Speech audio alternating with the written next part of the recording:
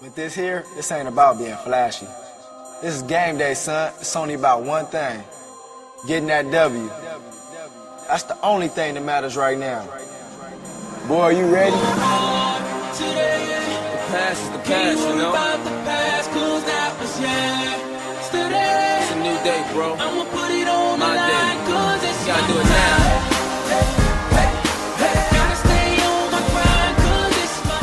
What a crazy, crazy week we had this weekend, guys, in fantasy football. I mean, first of all, before we get into fantasy football, I got to say, just to start off the crazy week, things that I found out on Sunday. Number one, we have our first Twitter and fake website kind of imitating us, trying to be us, that we found out. Matt, did you see this at all? The Blindside Fantasy Twitter handle, at BS Fantasy Advice. Kind of pretending to be us, it looks like, even... Yeah, hey, you know what? That's the last time we're ever going to say that name. Do you understand? No, I'm only saying it because I want our listeners to go out there and just blast them and give them holy hell. Yeah, that's fine, too. That's a good point. But that's the last time we speak of their name. No more giving them any air time at all. I couldn't believe that they went as far as to use our name and use our hashtag and everything else and basically pretend to be us. We had a couple of our fans actually thinking they were us. Just, wow, guys, feel free to go out there and give them holy hell, because that really, I know, Matt, I'm sure you're the same, but that really kind of pissed me off this weekend. And then the other thing I found out before the games even started that kind of made me angry, Matthew Berry has blocked me from following him. I don't know what I did to piss off Matthew Berry, but I'm blocked apparently. Don't know what I did. Matthew, if somehow crazy you're listening to this, I'm sorry, man. Let's get over it. I don't know what I did, but wow, it kind of caught me by surprise when I saw that. But yeah, there was some football that happened too. I mean, crazy football, crazy bad weather games. We got 64-yard field goals happening, multilateral TDs that almost happened. Just a crazy, crazy weekend. So let's just start getting into this, Matt. We're going to recap, obviously, our bold predictions from last week. Obviously, recap all the Week 14 games. Preview Thursday night's Chargers-Broncos game. And then finally go over some last-minute waiver wire ads for your fantasy playoffs. So let's start off with recapping those bold predictions, Matt. I got to say, I did not do good in my bold predictions this weekend. The only one I got right, I said Zach Stacy under 50 rushing yards. That obviously did happen. He had a terrible, terrible game. But I also said LaShawn McCoy would have under 50 rushing yards. That obviously didn't exactly happen. And then I said Michael Floyd and Kendall Wright, two of my positive bold predictions, both over yards and a touchdown, and obviously neither one of those happened. Pretty much the exact opposite of that happened. Just a bad week for my bold predictions. How did you do, Matt? Not the best week. I mean, I had Bobby Rainey kind of right on. I had 125 and a touchdown for him. Steven Jackson, I said a total 155 yards. He didn't get that. I said Ray Rice would have 100 and a touchdown. Not quite. I guess neither one of those guys laid an egg. Josh Gordon, 65 yards or less. I was looking smart for a while, but yeah, that didn't work out either. He is just too good. Even Bill Belichick has no idea what to do. So what does that tell you? Keep starting him. Yeah, new rule of thumb: don't bet against Josh Gordon. That's for sure. Yeah. All right, so let's jump into these Week 14 games. Colts and Bengals, Giovanni Bernard, 12 carries, 99 yards rushing, another 4 for 49 receiving. Why is Ben Jarvis Green-Ellis still getting so much work? I'm still not understanding this. Ben Jarvis still 17 carries in this game. I feel like we flip-flop them every week, but which one are you ranking higher this week, Matt? Well, we kind of talked about it last week. Ben Jarvis is a little bit more of the safer guy, Gio is just so electric, though, watching him play. It's hard to ever sit him if you've got him on your roster. He's an exciting guy, but they keep giving the work to, BJGE, and, it's tough to sit him as well the way they've been playing. And, hey, is Dalton going to start another streak after a game like this? He gets hot sometimes, so who knows? It's tough going forward. They're both guys that you can confidently play. Yeah, Ben Jarvis still getting the goal line work, obviously, is apparent by his 2 touchdowns. So I'll probably still rank Ben Jarvis a little bit higher because, like Matt said, and like we've said in weeks past, he's the safer guy. But God, it's just so hard when Bernard breaks out and has games like this. Speaking of people to buy into here, Matt, are you buying into anybody on the Colts offense after this performance? I mean, Derek Rogers, 6 for 102 and 2 touchdowns. First game pretty much in the NFL. First targets he's gotten, first receptions, first everything. We got former 6th-round pick Le'Veon Brazil, 3 for 53 and 2 touchdowns on some terrible tackling by the Bengals. Trent Richardson kind of comes back to life here, 11 touches, 88 total yards. And then Andrew Luck kind of comes back from the dead and has 4 passing touchdowns and 300 yards. Are you buying into any of those guys, anybody in the Colts offense? Not really. So much for, Donald Brown's the starter. That was big news. Really would have changed nothing. I'm not excited about anybody there. It was encouraging to see Luck have a good day. He was the guy that I wasn't really excited about going into these, fantasy playoffs for most everybody. So good to see him have a good day. But, Rodgers, it's so late in the year. Could you really trust him? You know what I mean? If this was week 4, I'm excited. If this is week 10, I'm looking at him. Right now, it's just kind of sure. If you've got a spot, you wanna swing for the fences, and maybe he goes off the next couple and you need something, but there's got to be better options. Even if he goes off next week, are you going to feel comfortable starting? Right. That's what I'm saying. It's just too late in the season for me. There's no point really. But hey, he had a good game. He's a big guy. He looked good. Yeah, a guy to watch obviously in dynasty leagues and keeper leagues and things like that, and maybe potentially watch for next year to see what he does. Falcons and Packers. Eddie Lacy suffers an ankle injury in this game. Leaves for a bit, then comes back, but it's sounding now like his Week 15 status is uncertain. Assuming he's healthy, would you rather start him this week against the Cowboys or his counterpart in this game, Steven Jackson, against the Redskins? Oh, I'd rather play Eddie Lacy. Against that matchup, I love it. So. Oh, see, I would go the opposite side of that. I would be taking Steven Jackson just because Redskins defense, not exactly not exactly a stout defense themselves. Yeah, but Lacey's playing the Cowboys. It doesn't get any worse than Dallas. I disagree. The Bears are definitely the worst run D, as we'll probably talk about later here. But, you can run on both teams. I guess I'm just a little bit more worried about Lacey's injury in this one. Right. It depends how healthy, what practice reports look like. But for me, it's Lacy. For me in the rankings that come out a little bit later tonight, I'll have Steven Jackson just a little bit higher because of those injury concerns. Matt, I know you've been beating the Roddy White drum for a while, and I almost don't even dare to ask you, but after 8 for 74 and 10 targets, I think you said it last week, but do you really think he's back? I mean, is this definitely him back for good, or do you think he's going to have a couple games where he kind of falls off? He's not the elite Roddy White that we remember. I'm not saying that. Not back in that regard, but a guy that I'm confident in if he was on my roster to play as a wide receiver 2, wide receiver 3 kind of guy with higher upside. It is still Roddy White. It's not like he's an old man yet. I think he's rounding into form. And Matt Ryan's still a good quarterback who's, some more weapons coming back. They're not as bad as they were for that little bit of a stretch, I think. So, yeah, Roddy's fine. Yeah, he's definitely getting the volume. I mean, I think for me, he's probably going to be in that 20-ish range. So, like you said, kind of wide receiver 2 territory. If you're still relying on him as your wide receiver 1 somehow, then you're probably not this deep into the fantasy playoffs. Real quick here, too, Matt, I just wanted to point out, Jarrett Boykin, 0 catches 2 weeks ago, 2 for 23 here on just 3 targets. Stealing it away from our buddy Rob here. Is he droppable now? I think he is.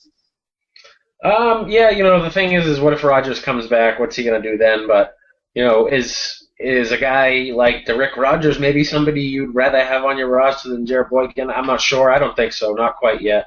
If Rodgers is coming back, we still don't know about that. I think I'd rather have Boykin. Actually, that brings up a good point. I mean, I think I might take Rodgers there just because, look at the receiving options for the Colts. You're really just talking about T.Y. Hilton and maybe Colby Fleener.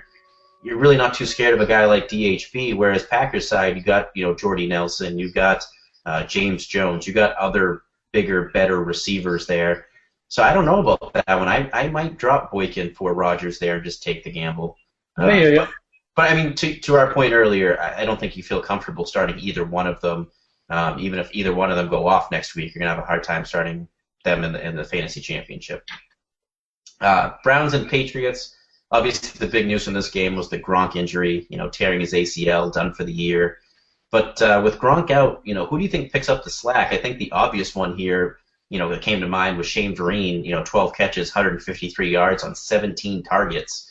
But Matt, who is it for you? Do you think it's definitely going to be Vereen, or do you think that's just kind of the emergency guy that Brady kind of went to in the situation, in the heat of the moment?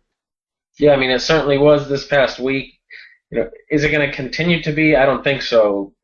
Belichick doesn't, want to stay that predictable. 17 targets is a little much, although Vereen has been outstanding. So it's great to see him get those kind of touches, whether it's running the football, catching it out of the backfield in some spaces where I'd like to see him getting the ball, and that's where he's been. I think he's probably going to be the most consistent guy you can look to in that offense going forward. You're liking what you're seeing out of Edelman, but not trusting any one of those running backs. So definitely liking him. I don't know who else it would be. So, yeah, Vereen sounds good to me. Like I say, he's definitely going to have really high ceiling games like he did in this one. Another guy I think that is obviously going to pick up the slack, I think, in that short passing game is Julian Edelman. He's done really well this year. Another 9 targets in this game. He's another consistent guy that's going to get you those, kind of like he did in this game, 6 catches, 64 yards. That's kind of his role, 6 catches, 60 to 70 yards. Not going to set the world on fire, but also not going to kill you either. So in PPR leagues, probably a guy to kind of take a look at, maybe snag up if he's still out there somehow. And then, Matt, can I just say, Josh Gordon is winning me a lot of bets this year.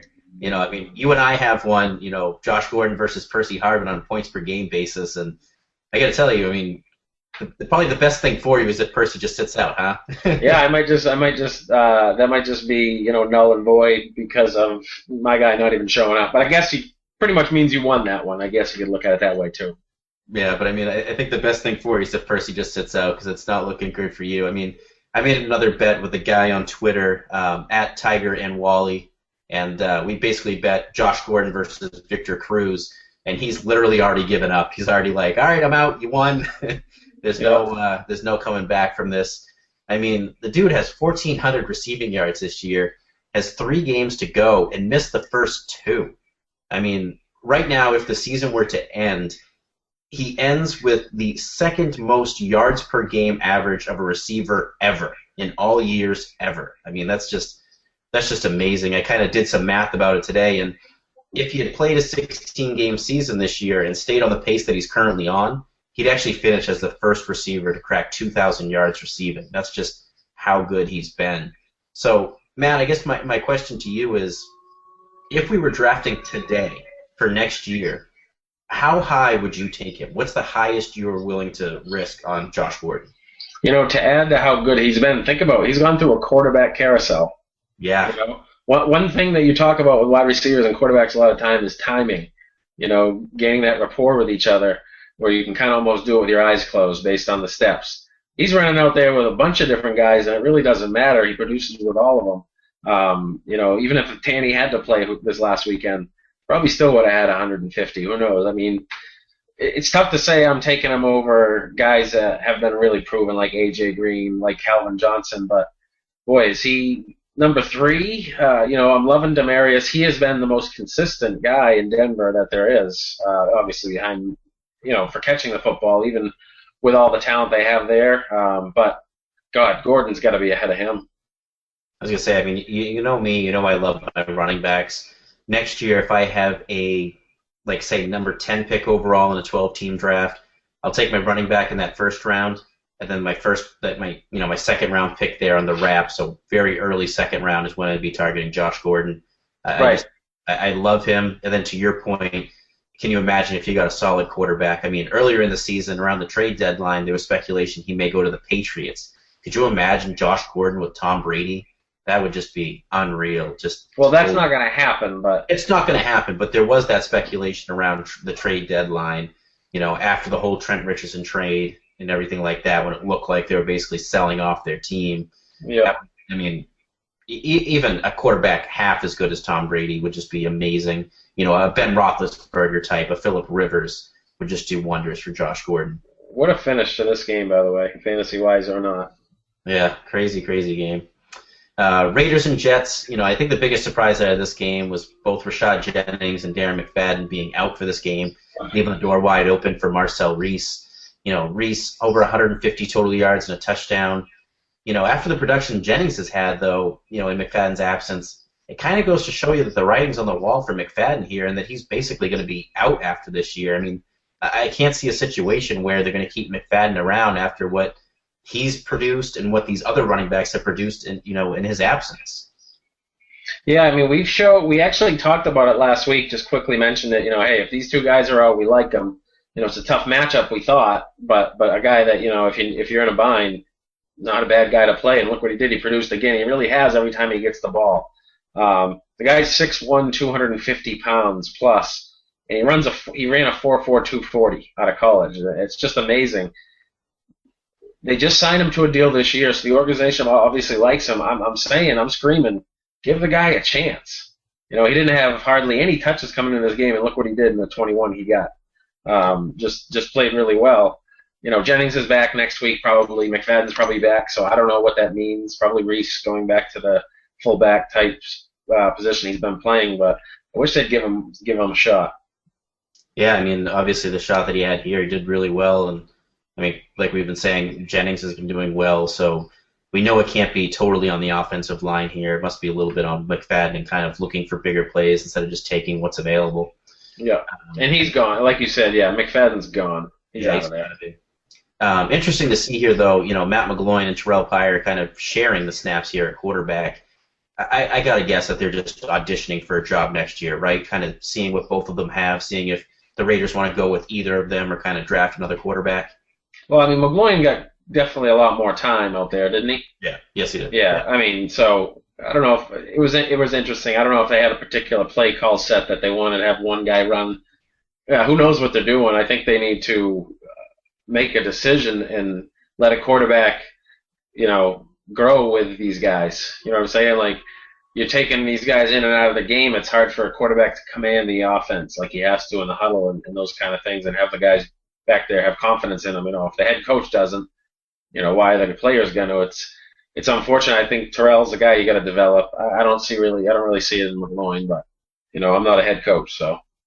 I don't honestly see it in either of them. You know, I think Pryor obviously has more upside than McGloin does, but yeah, I really don't see it in either of them, to tell you the truth. Yeah. That side of the ball, I'm really not wasting my time on any of these guys. You know, I think if you're in the second round of your playoffs or maybe just starting your playoffs, you're realistically not considering any of these guys. You know, if you are considering any of these guys, you don't deserve to be in the playoffs. Basically, that's my thought on the Jets. What do you think? Yeah, I agree. Just a terrible team. What you're hoping to rely on is having a defense to play against these Jets. Right, exactly. That's the only fantasy relevancy right now, the Jets. Yeah. Lions and Eagles. Reggie Bush, Matt. I mean, God, he probably killed a ton of fantasy teams in the first week of the playoffs. I mean, you know, we were already concerned about his injuries. You know, people probably watched to see if he was going to be active. You know, wasn't named on the inactive list. Then slips during warm-ups, putting his game in doubt, basically. You know I advised everybody on Sunday to kind of stay away from him because even if he plays, he's going to be very, very limited. But as it turns out, obviously didn't play in the game. You know, I just feel so bad for all those fantasy owners that probably saw that he was active, left him in their lineups, and then took that 0 for them. With fantasy owners, you know, firmly implanted in the playoffs now, I don't think you can trust him in Week 15, even if he plays, can you? So it's the thing, you got to read the practice reports. If I see, like, Julius Thomas, you know, Thursday, Friday, full participation, you know, I'm confident. I'll play him. This was a freak accident. And, you know, how many inches of snow were out there? It's hard to really take much from this game. Be happy that you got the points you got where you got them because it was unbelievable out there. Watching it on television was hilarious. There were times where it was, like, hard to see who even had the football. So it's hard to really take any analysis from this game, but I think if he's healthy and they're saying he is throughout the week, you got to go with him, right? Well, I don't know. It's just hard to trust because he may tweak it again. You know what I mean? It may be one of those things that's easy to tweak. let's say, for example, he's questionable on Friday going into Sunday and then announced active. How confident are you going to feel in him? I know it's tough, but it's like, what is your option most likely to replace with him? That's really a big question. I hope you have a Bobby Rainey type. Yeah, I for one am hoping I don't have to rely on him. I'm hoping that I have better options because it could turn to bite you in the ass. So much for our theory, though, Matt, on the Lions' defensive line being elite, huh? I mean, LaShawn McCoy, 200 yards rushing, 2 touchdowns, and then Chris Polk, just to add insult to injury, another 50 yards rushing and a touchdown. Just goes to show, start your studs. It doesn't matter the matchup. If you got a stud, you're starting him. Don't worry about the matchup so much. One last takeaway for me here. Even though Deshaun Jackson finished with the most fantasy points in this game, Riley Cooper, still had the most yards, had 3 more targets. I just think that Foles to Cooper connection, it's there, and we could see another big game or two to pop up in the next couple of weeks. Just something to watch. Yeah, it was hard. Like I said, this kind of a game. Basically, what I want to make sure I say is I'm not really thinking the Lions' defense was a joke. I think it just had a lot to do with McCoy doing a really good job being able to run the football under these conditions. I firmly believe as an offensive player, it's a lot easier to move around in those conditions. You know where you're going. You know what your next step is. The defense is reacting to that, losing their footing. So I think it was a case of a very good running back just taking advantage of unbelievably tough conditions. So I still believe in the Lions' defense against the run. Yeah, that's very, very true. Dolphins and Steelers, listen, I still don't believe in him as a wide receiver 1, but Antonio Brown, 5 catches, 137 yards, and a touchdown on 9 targets. Matt, tell us what you think of Antonio Brown, because I can't buy into him as a wide receiver 1. Well, I just figured out, I put this all together. You hate Antonio Brown, you hate Le'Veon Bell. I just hate the Steelers. You hate the Steelers. It's ridiculous. That's what it is. You got to let your bias go. We're trying to give honest advice here. Antonio Brown, if you have him on your team, you're a happy man. It's pretty simple. He's been awesome. He really has been. He's been very consistent all season. He's a great player. I don't know what it is. It's just I hate the Steelers' offense. I don't know why. I just hate the Steelers' offense. It's just something that's there in the back of my mind for some reason. Subconsciously, the Steelers must have done something to me in the past because it's there. Right. Lamar Miller here, though, suffers concussion in this game. It's Daniel Thomas's first game back and really kind of steps up here. 16 carries, 105 yards, and a touchdown. Do you think he's going to be the number 1 pickup this week as far as waiver wires go? Yeah, I really do.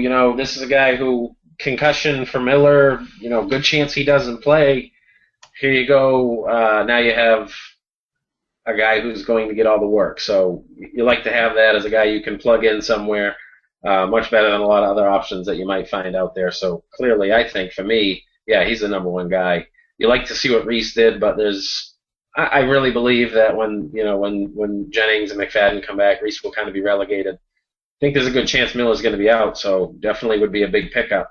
I hope he's out if you pick him up. I'm not wishing that he is out, but you know what I'm saying. It'd be tough that you have to do it now, and then we find out later in the week Miller's back, and then how great is he? He's Daniel Thomas. I don't love him. Yeah, the thing you got to worry about Daniel Thomas too is their offensive line is terrible. They're still missing 2 of their starters. Yeah, I don't worry about that offensive line. I'm agreeing. I'm saying he's definitely your number 1 pickup. You definitely go out and get him. Don't immediately plug him into your lineup until you see it at least one more time. And even then, to our case, it's going to be hard to stick him in the fantasy championship. Meanwhile, Matt, Charles Clay kind of seems to be reemerging. 7 catches, 97 yards, and 2 touchdowns in this one on 10 targets.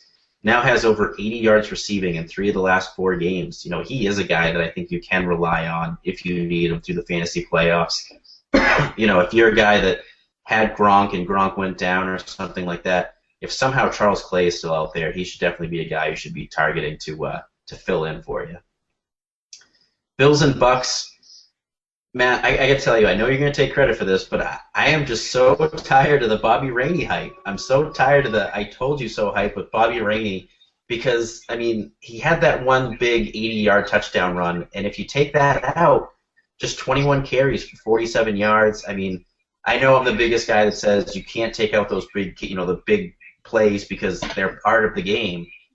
But I mean, realistically, 21 for 47. If he didn't have that big run, why should I think differently on Bobby Rainey? Well, he's like a little Doug Martin out there running these long plays. The thing is, I'll go back to it with, like I've said 100,000 times this season, and I'll keep beating this drum. It's the running back situation we have.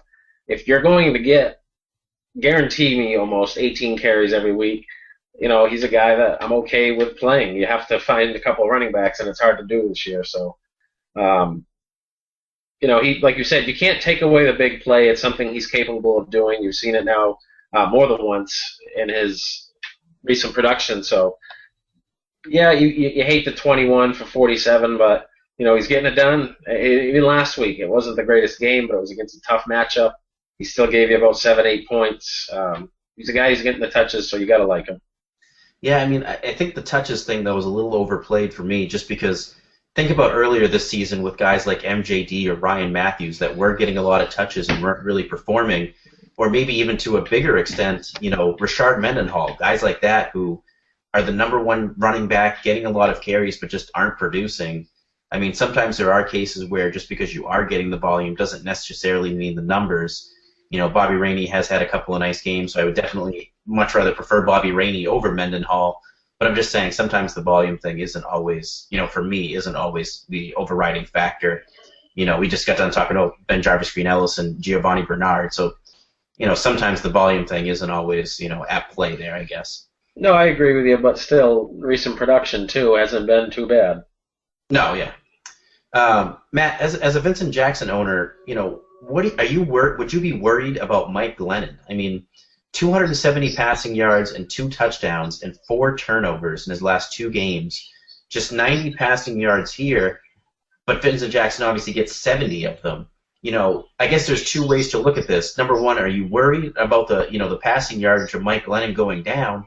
Or on the flip side, does it not matter to you because Vincent Jackson is going to get his no matter what? Well, yeah, I mean, you have to be worried about it, of course. You'd like to see his quarterback throw up at 350, Right now, your chances of a big game have obviously been decreased. It's like Glennon's hitting a rookie wall or something. He played pretty well this year. I think he can bounce back, and you hope so if you're a Vincent Jackson owner. You're not as excited about him now as you were when Glennon first took over, of course. So you hope Rainey keeps producing in the running game. I know this game he did, and they didn't perform well, but I think this was as bad as it can get. I think it should get better from here on out for Glennon. I hope so. Yeah, I mean, to what you said, Vincent Jackson obviously had a huge, was having those first few games with Glennon was huge. Lots of targets, lots of receptions, lots of yardage, and it just seems to be kind of going by the wayside. Like I said, though, Vincent Jackson's still kind of getting his own. I would definitely be a little nervous if I was a Vincent Jackson owner, but still, again, start your studs. You're starting them every week. Matt, C.J. Spiller and Fred Jackson here combined for 16 carries and just 34 yards. Spiller just 22 yards rushing, Fred Jackson just 12. Rest of the season, and granted, it's only 2 weeks, but which one would you rather have? It's funny, rewind this question not too long ago when you had just said, hey, you start your studs, then we go into C.J. Spiller. And now you're talking about who the heck do you want, and is he any good? Because that's one you always said, start your studs. So it's funny how things can change so fast. But, yeah, he's certainly not a start your stud anymore. Who do I want the rest of the year? I want, I guess, C.J. Spiller. Jackson's really regressed. So I guess I want the guy who can run really fast, and I don't really want either one of them, to be honest, the way they've been playing. Yeah, I was going to say, I'm probably leaning Jackson just because he's a little bit more consistent because he's involved in the passing game. He won't kill you, during these fantasy playoffs. But to what you just said, I mean, both of them are outside your top 25, right? Yeah, I mean, we told you last week we'd rather play Rainey, and that was certainly correct last week. It's going to continue to be. Guys like that have certainly vaulted over guys like this. Yeah. Speaking of another guy, starting your studs, but he's kind of gone downhill too. In the Chiefs-Redskins game, Alfred Morris, 52 or less yards rushing in the last 3 games. We all know he's not involved in the passing game, so, are you worried about him? Do you think he's still a solid running back 2 for the rest of the season? There's some reports coming out of Washington about Shanahan possibly wanting to bench RG3. They're talking about how maybe it's because they're out of the season and they want to preserve their what they call the franchise quarterback, give Kirk Cousins the ball to stop any potentially who knows what kind of injury it could be. So that hurts Morris. There's some turmoil in the organization, and the offense has been terrible. The team has been terrible. So it scares you, but. I traded for him in our home league for the simple fact we have 15 and 16 games for the playoffs. He's playing Atlanta and Dallas, so it's hard to not love those matchups. Those are about as good as it gets. Not many teams you'd pick over them to have your running back play against. So I'm hoping they get things together. I'm still gonna say you have to start Alfred Morris, no question. RB1 low end, I think, because of the schedule. Love it. Yeah, I was gonna say you're obviously still starting him. For me, I'm thinking more RB2 with upside. I don't think. I hear you. I don't think he's that guaranteed top 10 guy anymore. Basically. No, he isn't, and he's down to 14 overall because of his recent slump. Wow, that's in fantasy ESPN standard scoring. That's that's concerning. Another guy that's been kind of slumping lately, and we kind of mentioned him on Friday, Pierre Garçon. Equally as frustrating in this game. 5 for 37 on 12 targets, still just 1 touchdown over the last 9 weeks, and that 1 touchdown came against your Vikings, which, you and I could probably score touchdowns against. I think he's moving into that wide receiver 3 range for the rest of the season these last couple weeks.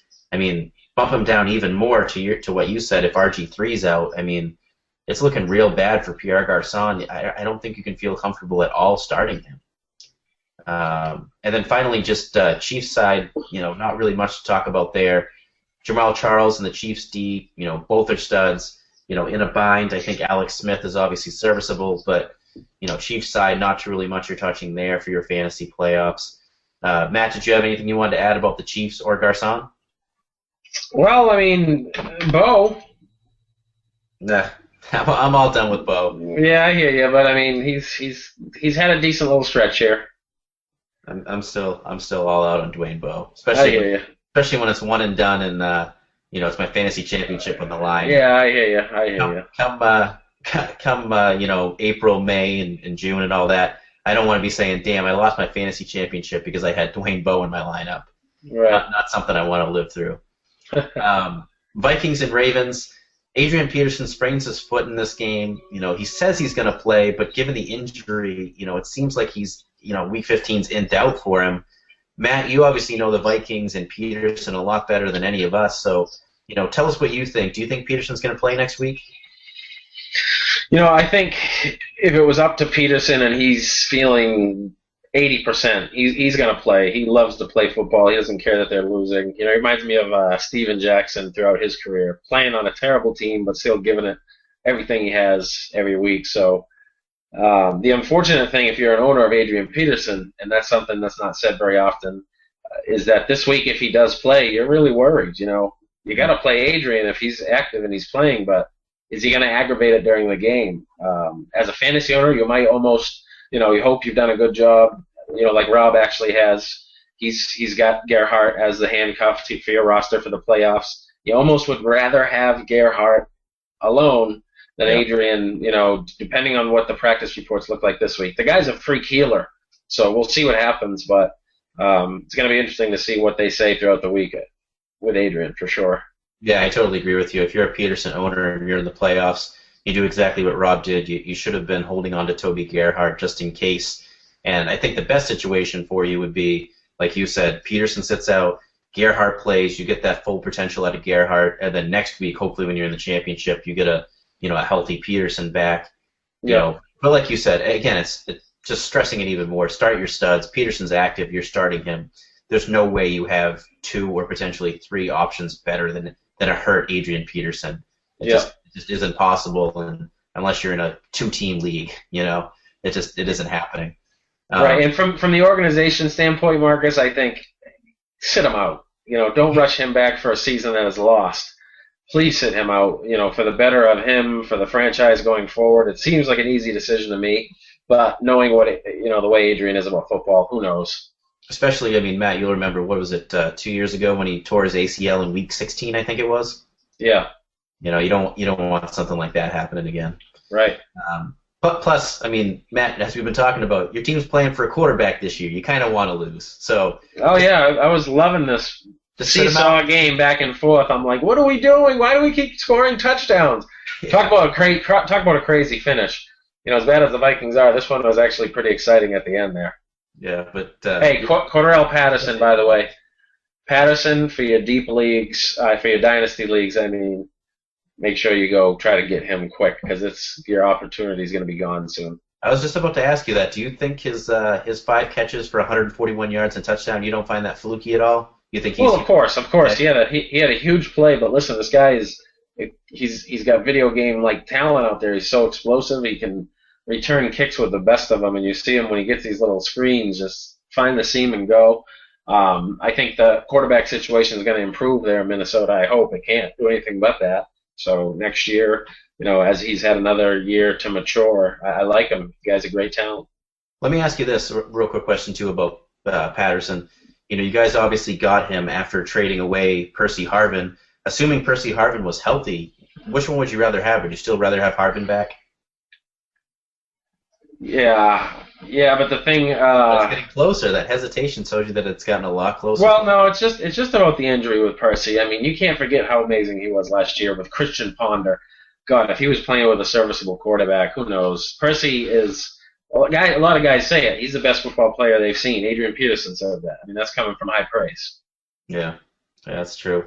Lastly, just one last thing on this game. If you're an owner that lost Gronk this week, Dennis Pitta, 6 catches, 48 yards, and a touchdown on 11 targets. Yeah, he's back. He did really well last year. He's going to be a focal part of their offense. If you're a Gronk owner, that's the guy you need to go out and target. Yeah, and I feel terrible. I actually picked him up last week, and I should have mentioned this on Friday. It skipped my mind, but I think it's a guy who, hey, he didn't get a lot of plays out there, but he was targeted 11 times. I honestly didn't. I was going to say I didn't bring him up last week just because my assumption was first game back they're going to slowly work him in, and 11 targets, they hardly did that. Well, they did. He wasn't playing too many snaps. I don't know the total, but I bet you it wasn't 50%, maybe. So, he had like 3 or 4 targets on that final game-winning drive. So, yeah, he's going to be, I think, a big part moving forward. Obviously, his snaps are going to increase. So, I like what I saw out of him. You're right. If you just lost Gronk, I don't think there's a better pickup. Yeah, he's probably still out there on your waiver wire. Titans and Broncos. I said on Friday if CJ2 YPC, or actually I heard a new phrase we'd call him CJ No Way. If he couldn't get it done in this game, then he can't get it done. 12 for 46 and a touchdown. Has only broke 80 rushing yards once since week 3. That's looking real bad for him. I'm done with him, and so apparently the Titans. We all heard last week about how supposedly the Titans are going to move on from both him and Jake Locker at the season's end. It's not looking good for Chris Johnson. I'm going to have him real low in my rankings this week. Yeah, I thought Johnson just gained a little weight out there or something. The better back, I think, was Green for sure. Yeah, Green looked a lot better in this game. Broncos side, Peyton kind of shows you the matchup and the weather here. All the concern about the weather really didn't mean anything to him. 397 yards and 4 touchdowns. I was kind of having a conversation with some guys on Twitter today. Very quietly, right now, Peyton Manning is on pace to not only break the touchdown record, but also the passing yardage record in a season. He's going to break Drew Brees' record from 2 years ago. I find it amazing that, given all the coverage Drew Brees got 2 years ago when he broke the passing yardage record, and all the publicity that Tom Brady got a few years back when he broke the touchdown record, none of this is being talked about with Peyton, and I find that amazing. Here's a guy that's going to break both records, and no one's even talking about it. Yeah, I mean, you know what it is? It's ho-hum with him. It's like he does, obviously not this, but he's just so good every year. It's like it's expected almost. Like, yep, Yeah. expect that of him with these receivers, Yeah, and you know what? He's never had a group like this. Just amazing. Matt, Broncos side, we're always going to say start all the Broncos, but Monty Ball, I mean, 12 or more fantasy points in 3 out of the last 4 games. Has he finally moved into like that flex territory range for the fantasy playoffs? Well, he's getting there. I mean, he's getting some work. They want to keep Marino fresh. He's clearly the guy, and they want him ready for the playoffs. So they're working Monty Ball in more. He gets opportunities all around the field. They even throw him the ball sometimes. So, yeah, absolutely. I'd say a flex for sure. You can, with the offense that they have, there's so many opportunities to go around. You can see him scoring, and he has been. Yeah, the way he's been producing, he's definitely flex range for me. Finally, Julius Thomas owners, he looked fine in this game. 5 catches, 35 yards, and a touchdown on 7 targets. Julius Thomas is back. Go ahead and plug him back in your lineups and keep starting him every week. He's another one of those start your studs. Yeah, and hey, Welker, another concussion. I think that's the second in 4 weeks. Yeah. So I do not see him he's not gonna be playing next week. No way. No. They gotta take this carefully. Yeah, as I say, typically that first concussion you're sitting out a week. Second concussion it's usually 2 weeks or more. And Matt, to your point, they're probably going to take it a little bit more careful with him since they got a playoff position locked up. It's just a matter of what seed and if they'll have a bye through the first round. Yeah. Rams and Cardinals. Matt, I know we had a lot of questions about Zach Stacy and facing the Cardinals' #1 rush defense. I won't speak for you, but I told a lot of people I was concerned about it, and that's why I bumped him down to my running back 14 in my rankings. But I was still starting him. This is one of the few times where the starting your studs thing doesn't quite work out. 14 carries for 25 yards, salvaged some fantasy value with a touchdown, but just really a disappointing day from Zach Stacy. Cardinals side here, Larry Fitzgerald. The dude has been a bum all year, and of course the week I play him, in multiple leagues, 12 catches all 12 of his targets, 96 yards and a touchdown. I still think it's kind of fluky for him. I'm still going to have him outside my top 20 this week. And then, Matt, I just wanted to ask you here, too. Michael Floyd, obviously had a bad week here, but has been pretty solid this year. But I got to tell you, I got some buddies of mine from another fantasy site. They're all in a 14-team expert dynasty league, and they're actually doing the draft now for next year. So they're doing it super, super early. Michael Floyd went with the 16th pick overall. What are your thoughts about Michael Floyd in dynasty leagues and, his future in the NFL? Marcus, here's trivia for you. How many times has Larry Fitzgerald scored over 10 points this year? Said he's been a bum all year. 4. 8. 8, really? Wow, that's a lot better than I thought. So last 4 weeks, 15, 13, 17, 12. Wow, all right. So he's been a lot better than you think, and lately he's been actually pretty damn good. He's been good along with Floyd since the uptick in what Carson Palmer's been doing. So going back to the Floyd thing, though. Sorry, what were you saying? Floyd in another fantasy site that I'm friends with. They're doing they've done an expert 14-team league dynasty. Oh yeah, you said he was drafted 16 overall. 16th overall. Yeah, that's a little premature. I didn't see the draft, but I got a feeling there's a lot of guys I'd take over him. That's for sure. It was very wide receiver heavy. Josh Gordon, obviously somebody like that, went number 3 overall.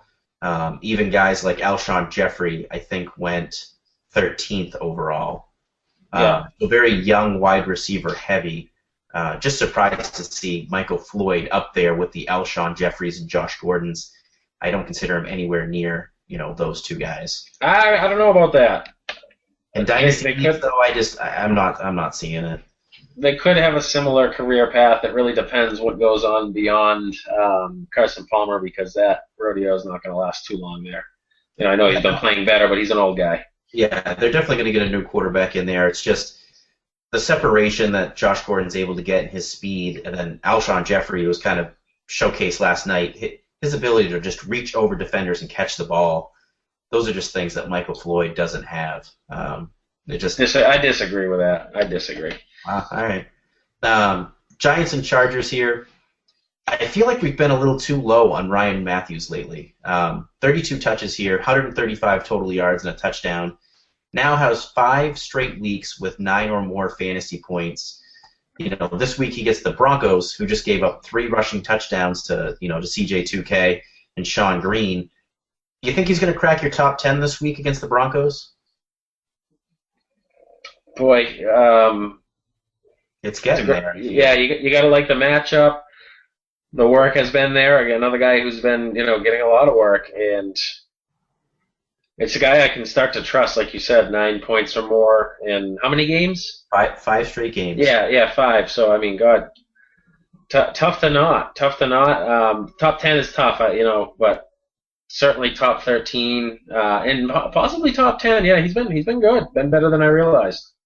I gotta tell you, I got a league where obviously it start 2 running backs, like a lot of leagues are. Kind of my number 1 guy all year has been Zach Stacy. So I kind of alternate back and forth my number 2 running back between Ryan Matthews and MJD. And Matthews obviously having the Thursday night game, MJD, his health kind of in question. I'm going to go with Matthews on Thursday night over MJD just because I have to make that decision a little earlier than I would have wanted to, not knowing what MJD's health is going to look like. Yeah, I hope MJD bounces back quick. He was starting to, he was looking real good that game. Yeah, he's definitely been coming back lately. So, obviously our well wishes to MJD, and hopefully he's back on the field for this weekend. Giants in this game, the really only big player for them, ironically, was Hakeem Nicks. 5 catches, 135 yards on 7 targets. I don't care. Do you care about him, Matt? No, I don't. But Ruben Randall was relegated again, so forget about it over there. Forget about it. It's just, it's a mess. That was my best New York impression. Forget about it. You're staying away from the whole Giants offense except for Andre Brown. Andre Brown, yeah, of course. Seahawks and 49ers. I talked last week about Colin Kaepernick. He has some great playoff matchups coming up the next couple of weeks, but wanted to see a big game here to kind of give us some confidence going into the fantasy playoffs. We didn't exactly get it. Gets the Bucs this week. Up until last week, the Bucs had given up multiple touchdown passes in 8 straight games. If you had the choice this week between him and, say, Andrew Luck against the Texans, which one are you taking, Matt? This week, Kaepernick, obviously, very tough matchup. No, Kaepernick, the Bucs are a very good matchup for him, actually. No, I'm saying against the Seahawks this week. I'm saying was a tough matchup. Yeah, the Bucs don't look too much into what they did to Manuel this week. Yeah, it's a good matchup. I as bad as Luck has been lately, not that Kaepernick has been better. It's a tough call. Good names to throw out there. I think I'd go with Colin Kaepernick. I was gonna say I'm going Kaepernick there. Let me give you a tougher one. Well, actually, this one may not be tougher. Alex Smith against Oakland or Kaepernick. I'll go Alex Smith for me, and it's not close. Yeah, he has been solid. He really has, but it's hard to trust. I totally trust him. Consistent as consistent can be. Yeah. His floor is going to be 12 to 14 fantasy points, right, which is very, very safe for you in your fantasy playoffs. And then assuming RG3 does get the start here, RG3 or Colin Kaepernick? Colin Kaepernick, RG3, things aren't looking good there. Yeah, I was going to say I'm going Kaepernick there as well. Vernon Davis, a touchdown in this game. Has a touchdown in 4 straight games now. 11 on the season. If you have him, you're starting him. Start your studs. Marshawn Lynch here, 3 straight games under 75 rushing yards. You think he's kind of wearing down a little bit? I mean, the rushing yards staying low, and then he has the Giants this week, and then we just mentioned them, the Cardinals defense in Week 16. I don't know if he's wearing down, and he's still producing fairly well for you. The thing with you mentioned the matchups. I actually looked late season. I wanted to make a deal going into the playoffs. I wanted to get an elite running back that I thought would have a big playoff run. You look at those two matchups, and not somebody to be excited about. I know it's Marshawn Lynch, but two tough games there. So I stayed away from him. Didn't even try. So it's worrisome for sure. Absolutely. Yeah, it's just, again, something to be concerned about, but you're still starting him. Yeah, absolutely. Panthers and Saints, this was another game that kind of showed you start your studs. Many people were worried about Breeze against a tough Panthers defense. Obviously we just talked about, we've been talking about Lynch and, guys like that. Zach Stacy a little bit earlier, LaShawn McCoy, tough matchups and how you should still start them. Again, just be conscious of these guys. You're still starting them. We've kind of, I think, beaten this to death a little bit, so we'll move on from that. Jonathan Stewart here tears his MCL in the game, so obviously we're going to see, an uptick for D'Angelo Williams again. But if you're this deep in the playoffs, you shouldn't be making any sort of choices with D'Angelo Williams. And then finally, Marcus Colston comes back to life in this game for his, pretty much his monthly one good game each month. After having 147 yards receiving in his 3 previous games combined, gets 125 here and 2 touchdowns. Still not trusting him for my fantasy playoffs. What about you, Matt? Well, with D'Angelo, I wouldn't brush him aside like that. He actually produced fairly consistently and decently to start the year, with Jonathan Stewart out, and this is a team that has been playing outstanding. The Panthers have been a pretty good football team, so I don't hate him at all. So I'm kind of on the opposite side of the spectrum there with him than you are. You don't see anything there, or you really don't like him? I would not feel comfortable starting D'Angelo Williams in my fantasy playoffs. Well, he was averaging 8 to 9 points a game, and I think that's kind of what you can expect again. Decent flex guy. That's all I'm saying. Yeah, 20 to 25 type guy. Yeah. So, and then the other guy you asked me was Marcus Colston. Yep. Yeah, Marcus Colston. What a game! But I don't know. Is he getting healthier? He came into the season kind of banged up. Is he getting healthier? I'm not sure. You love the quarterback and you love the offense, so I don't know if I can trust them, but there are certainly worse guys out there. It always depends. These questions are hard when you're looking at it, unless you actually see what else is on your roster. Yeah. That's what we're there for. That's what we're there for on Sundays from 12 to 1. Yeah, that's for sure. Just keep hitting us up on that Ask Blindside hashtag. And not the other Ask Blindside hashtag. Yeah. Cowboys and Bears last night. Luke McCown, 5 touchdowns in this game, including, we talked about the amazing catch by Alshon Jeffrey in the back of the end zone. I think for me, McCown stays the start. I think he should stay the starter the rest of the season. Trestman kind of came out and said that Cutler will be the starter when he's back and practices for good, but that kind of remains to be seen. And then Alshon Jeffrey, speaking of him, since week 4, he's actually outscored Brandon Marshall in 6 out of the 9 individual games that they played. So just kind of showing you, I think that change is kind of made. I mean, last week it did for me. I ranked Alshon higher than Brandon Marshall, and I'm going to be doing it again this week. Matt, what are your thoughts? Are you still putting Brandon Marshall ahead of Alshon? Well, if it was Luke McCown throwing to either one of these guys, I'd be pretty upset. I probably would take him down quite a bit. Josh McCown, I think will be. No, I know, I'm just kidding. Are you right? I think so. What a catch last night! I know you mentioned it earlier. Wow, you texted me, within 3 seconds of it, and I knew who it would be, and I was, picking up my phone to text you. Wow, what a catch! That guy is something else. I'm so disappointed in myself for drafting him and dropping him in our home league. Worst call of the year, and I'm over here telling everyone what to possibly do. It's funny how the game works, but yeah, stud, love them. You gotta love both of them. I mean, the work will be there for both, and whether it's Cutler, whether it's McCown, I like both quarterbacks. Both have been playing very well this year. Yeah, and like you kind of pointed out, since week 4, I'm talking regardless of quarterback for Alshon, he's been outscoring Marshall. So everybody kind of thinks, well, when Cutler's in, he throws a lot to Marshall. But when you sit down and you look at it, it's actually a lot closer than you think. Alshon's been doing great with both quarterbacks, and obviously Marshall has too. Finally, DeMarco Murray kind of looked like a beast in this game against a porous, Bears run defense. Obviously, you love LaShawn McCoy when he gets to face them in Week 16, but this week coming up, the Bears play the Browns.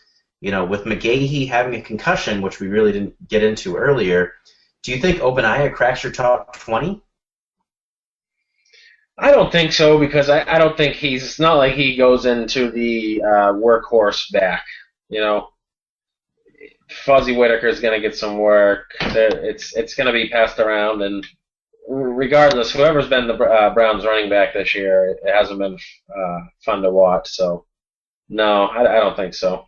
I got to tell you, I'm really tempted to put him right around that 19-20 mark. He might crack my top 20. The Bears' defense is terrible, terrible, terrible against the run. And like I said, with no McGahee there, I think he's the guy that's going to get a majority of those carries. Yeah, and he is a guy who can do all of it, and by all of it I mean not that he does all of it very well, but he can catch the ball out of the backfield pretty well. That's a strong point for him, and a serviceable guy to run the football. So if they give him the work, it might be a decent day with that matchup, but I just don't know how much work he'll get. Is it going to be 15 touches? Is it going to be 10? Is it going to be 20? I think closer to the 10 to 15. Yeah. All right, so previewing Thursday night's Chargers-Broncos game, just like we do with every Broncos game, I feel. You're starting all your Broncos, not a lot of whole, analysis there. Matt, to your point, Wes Welker's second concussion, it's a Thursday night game. There's little to no chance he plays in this game so quickly, such a quick turnaround after a second concussion this year, so you could pretty much find another option if you own Wes Welker. Chargers side, though, I think it's a little bit more interesting. We've already talked about Ryan Matthews, and how he'll be probably a pretty good play in this game, but what do you think about Danny Woodhead? He's been very up and down lately. Off the top of my head, do you think he's going to be a top 30 running back in your rankings? Well, another one off the top of my head, he's, what I thought last Denver game, if I remember correctly, my train of thought was he would have a good game. They would need him in there. They try to pick up the pace. And actually, it didn't go that way. Matthews was the one that had the good game in the first matchup. Now, they had some success, so, they're going to change the game plan up.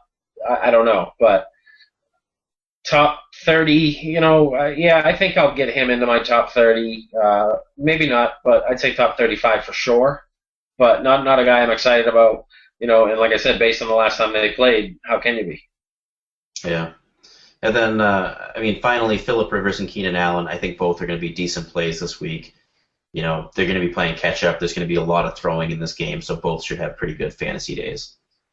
Matt, let's jump into these waiver wire pickups. I'm going to kind of say before this that, you're no longer looking for depth guys. You're no longer looking for people that might develop into a role. You're looking for players that you can pick up and start immediately. Let's not spend a whole lot of time on these guys because I don't think we need to, but just a couple of guys real quick. Toby Gerhart, he's the number one guy for you if you're an Adrian Peterson owner. He's your number one pickup this week. Daniel Thomas, ditto if you're a Lamar Miller owner. He's your number one pickup. Dennis Pitta, we talked about this earlier, kind of makes it the trifecta. If you're a Gronk owner, he's your number one pickup. Hey, you know what, Marcus? With Pitta, real quick, though, even if you're not the Gronk owner, if you're one of those guys with a bunch of those bum tight ends. Yeah, the Kobe Fleeners, that type. Yeah, say you're a team that has nothing. Yeah, Kobe Fleener. What do you think? If he performs another solid game next week, I'm pretty confident in him in Week 16, so I don't know if it's just the Gronk owners. Oh, no, it's not just the Gronk owners. I'm just saying if you are the Gronk owner, he's your number one. Yeah, okay, I see what you're saying, yeah.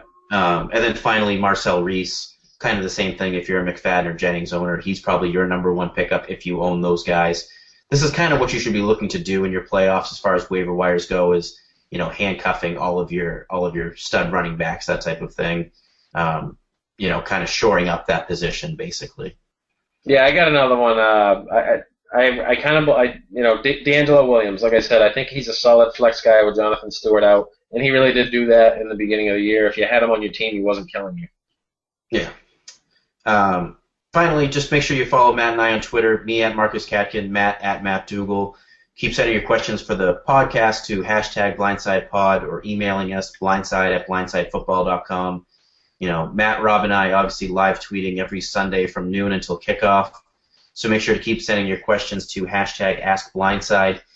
Matt, we got 3 questions tonight. We're going to go through them here real quick. At Rena_Gade, so Renegade asks, would you drop Michael Crabtree for Stephen Ridley? Boy, that's a tough call. I don't think so. I can't trust Stephen Ridley. And not that I can trust Michael Crabtree, but can you really? You don't know. It's like do you want to get stuck with a Reggie Bush situation where, hey, all of a sudden, Ridley's not playing this week. Sorry, he fumbled in warm-ups. Yeah, or even he fumbles during the game and gets benched during the game. Yeah, so even more. For me, it's Michael Crabtree. I think you can't rely on either of those guys, but I think with Ridley's issues and the workload situation there in New England, I'd rather have Crabtree. Yeah. Andrew Patrick at Andrew_Patrick asks, start 2 of these guys. Andre Brown against Seattle, Frank Gore at Tampa Bay, CJ Spiller at Jacksonville, Danny Woodhead at Denver, or Bobby Rainey against San Francisco. We have to pick 2 of those guys. Matt, which 2 are you picking? I'm going to say Andre Brown and Frank Gore, even though I don't love the matchups for either guy. Spiller's not even in the conversation. Neither is Danny Woodhead. The only other guy I'd consider would be Bobby Rainey. But again, another matchup that you don't like. So I'm going Brown and Gore. Yeah, I think just to be a little different, I'm going to go Gore and Rainey. Seattle defense, obviously not what they used to be, but still a very strong run defense, and it's I was going to say I hate to take anybody on the Giants offense, but it's hard to really take somebody on the Tampa Bay offense too. So yeah, but just to be a little different, I guess I'll go Bobby Rainey. Rodney Birch at Rod the Hod asks, Cam Newton or Phillip Rivers this week? Denver and Cam, help me out. Matchup, I forget real quick. That's a good question. Let me look that one up real quick. I gotta have that because I do like Rivers' matchup this week, but Cam has been, he's been good. So yeah, Rivers. Let me bring it up here real quick. Trying to bring it up for you. I think it's gonna be Cam, almost regardless of the matchup. But boy, I'd love to know it. It's the Jets. Oh. Yeah, I'm okay with that. Yeah. Jets. Yeah. It's Cam Newton for me. Yeah, I'm going Cam there too. He's going to get you points running the ball, as well as throwing the ball. Interesting fact, actually, I tweeted this out this afternoon as well. As good as everybody thinks about a guy like Andre Ellington and what he's done this year running the ball, Cam Newton has more rushing yards and more rushing touchdowns this year than Andre Ellington. Huh. Just throwing that out there. I know it's a weird comparison because you're comparing a, flashy running back to a quarterback, but just from a fantasy side, think about that. Cam Newton is equal to Andre Ellington and a top 15 passer. You know what I mean? If you're going to use flashy, you can certainly say that about Cam. But you know what I'm saying? It's one of those things where you don't realize that Cam Newton is getting the same better rushing numbers really than Andre Ellington. Yeah. So, Matt, I think that's going to pretty much do it for the podcast today. You got anything else you want to add? No, that's it. All right, guys. Good luck in your playoffs. Good luck in your playoffs this week. Hopefully the Thursday night game works out well for you. If you have a lot of those Broncos players, the season's already been going pretty good for you. But we'll talk to you guys on Friday. See ya. Yo. Check it, it's my time. I'm rapping about Blindside Fantasy Football Podcast in this rhyme because they got me the inside scoop on Adrian Peterson. Yeah, he's that dude on Cam Newton. Yeah, they give me the news more on Megatron, Calvin Johnson if I stay tuned. On all quarterbacks, RG3 happens to be the fastest QB in the league. In fact, Colin Kaepernick is rider QB for them 49ers. It ain't hard to see, Some awesome people hosting Marcus Catkin and Matt Dugal. You should be joining. Skinny or fat, short or tall, anyone can tune in to Blindside Football. Have a try, dude. Listen on iTunes or blindsidefootball.com too.